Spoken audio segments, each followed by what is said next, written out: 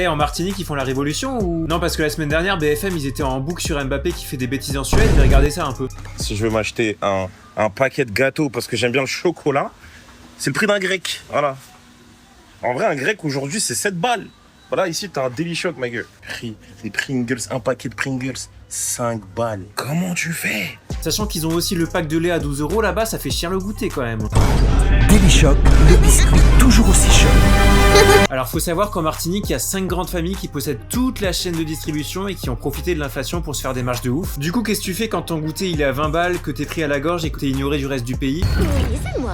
Bah tu sors dans la rue et tu bloques des carrefours pour exprimer ta colère. Et à votre avis, qu'est-ce que fait un gouvernement macroniste quand il se trouve face à un tel mouvement de contestation? Bah comme toujours, il se met du côté des profiteurs et il envoie les CRS pour te casser la gueule. Et ce qui s'est passé au fait, c'est qu'après avoir gazé, depuis le 11 septembre, on essuie des vagues de violence urbaines parce que personne n'accepte ce qu'on a fait à nos personnes âgées et à nos enfants. Du coup, en réaction aux violences, l'État met en place un couvre-feu. En réaction au couvre-feu, le mouvement brûle une gendarmerie. Et en réaction, l'État interdit les manifs. Toute une escalade mortelle parce que le gouvernement ne veut rien entendre et ne veut rien faire. Et pendant ce temps-là, comment est-ce que les médias de l'Hexagone traitent le mouvement? Le pays qui a le plus protégé la facture des particuliers et des entreprises pendant la crise de l'inflation ces dernières années. Maintenant que l'inflation, à défaut de reculer, est revenue dans des normes. Extrêmement fier de faire partie de cette majorité qui a réussi à atteindre uniquement 6% d'inflation. Les crottes de chiens qui s'accumulent dans les rues sont une plaie. Bon bah maintenant au moins vous avez 2-3 infos. Si vous voulez avoir un peu plus de détails sur la situation en Martinique, n'hésitez pas à regarder la vidéo du Canard Réfractaire. Et évidemment, grosse force aux Martiniquais. On prend la Bastille!